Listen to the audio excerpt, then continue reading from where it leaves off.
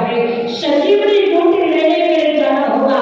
वो कहाँ मिलेगी? कहाँ वो मिलेगी? द्रोणागिरी पर। अब तो हमारे श्री राम लगे जोर जोर से रोने के लिए। मेघराज जी ने कहा ए हनुमान जी महाराज क्या संजीवनी बूटी आ सकती है? हनुमान जी महाराज ने कहा आ जाएगी। मेघराज जी ने कहा यहाँ से द्रोणागिरी की दूरी है, जानते कितनी कितनी? 60 लाख योजन। हनुमान जी महाराज ने कहा संजीवनी बूटी आ जाएगी। मेघराज जी ने कहा मेरी शर्त है सूरज निकलने से पहले दवा आना चाहिए।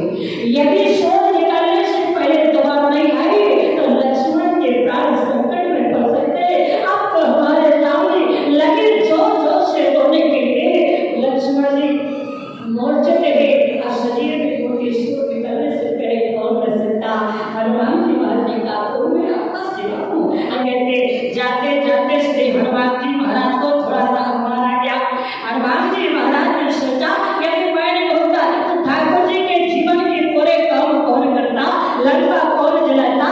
सीता की खोज कौन करता? और यहाँ नदी के मेघराज जी को कौन लाता?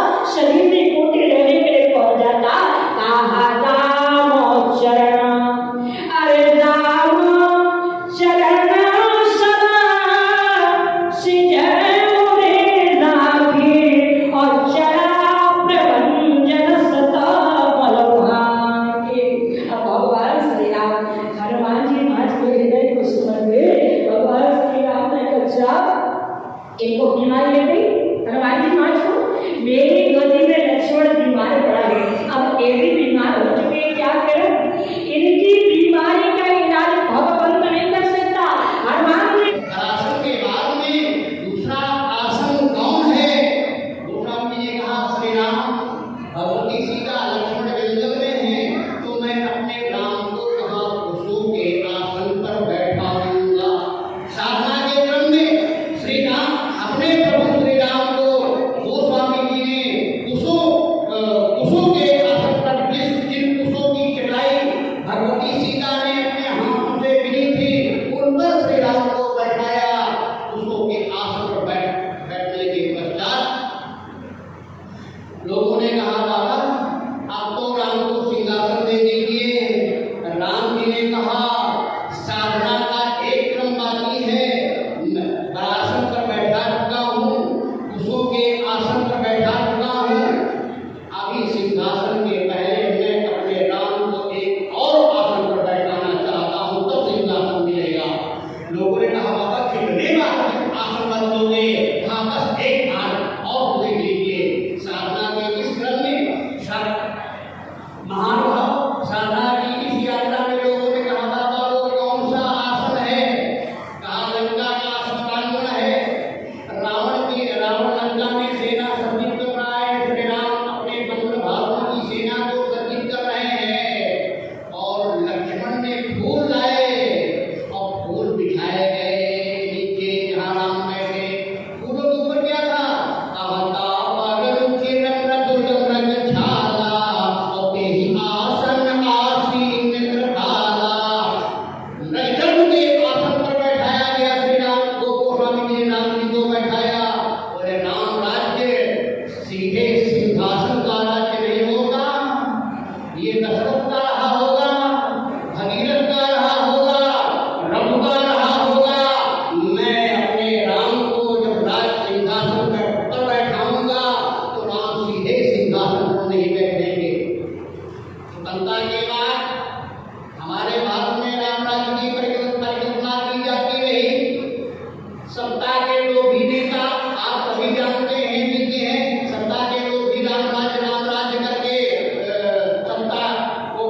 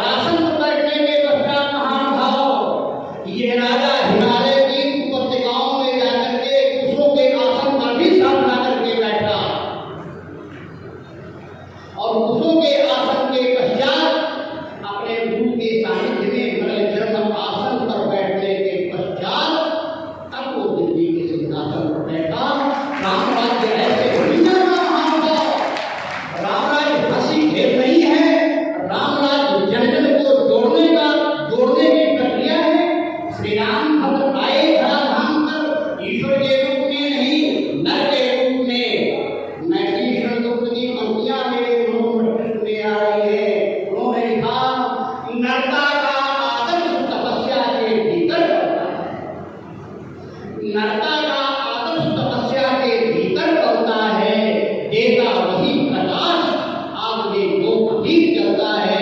राम रावण युद्ध विराम हुआ, रावण मारा गया। अभी आप चर्चा हो रहे थे स्वामी जी से, रावण मारा गया। पुष्पक विमान तैयार हुआ, पुष्पक विमान जैसे ही तैयार हुआ, श्री राम के मन में एक अंदर द्वंद है। महाभाव मैं शायद सुना होगा आपने, लेकिन मैंने एक संत से सुना इस अंतर द्वंद को आपके सामने रख रहा हूँ।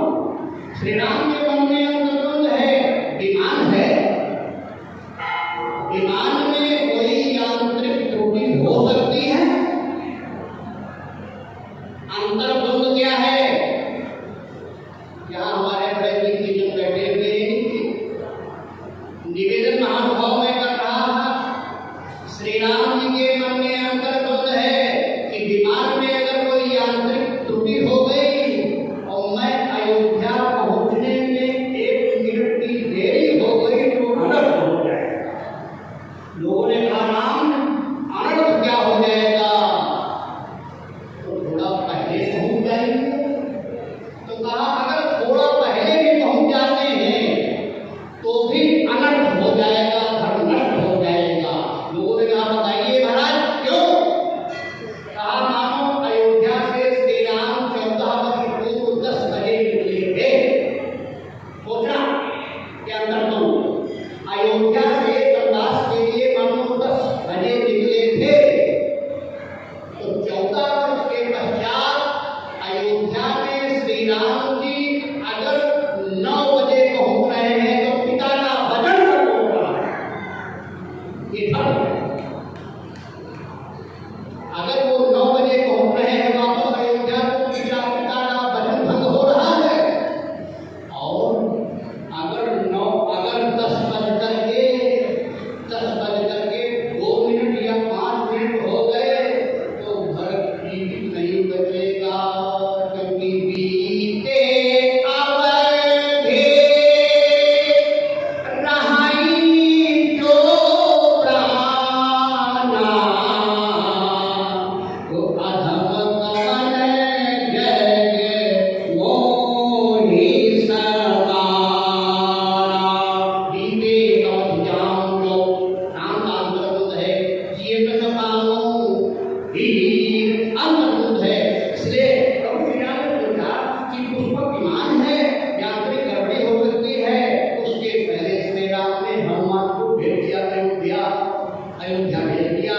और लक्ष्मण की इच्छा थी रुक जाए, सोने की नगरी लंका में। लक्ष्मण से कहा श्री राम ने, ये राष्ट्र प्रेम है, राष्ट्र प्रेम हमारे अंदर जागृत हो। धर्म कथा विद्याय केवल गीत सुनना हो गए, हमारे अंदर राष्ट्रीयता की भावना हो, हमारे अंदर मानवीय मूल्यों का जागरण हो। ये राम कथा का उद्देश्य है। इसीलिए हमारे डॉक्टर निरंतर इस कार्यक्रम को करा रहे हैं, आगे बढ़ रहा है। महानुभाव श्री राम ने अपने अंत लक्ष्मण से कहा, लक्ष्मण यद्यपि लंका सोने की है, वाल्मीकि जी लिखते हैं, अब स्वर्णमयी लंका लक्ष्मण सोने की है, लेकिन न ये लक्ष्मण बोलते अब मुझे अच्छा नहीं लग रहा। अरे क्यों? कहा जननी जन्मभूमि स्वर्गादपि हरि श्री जन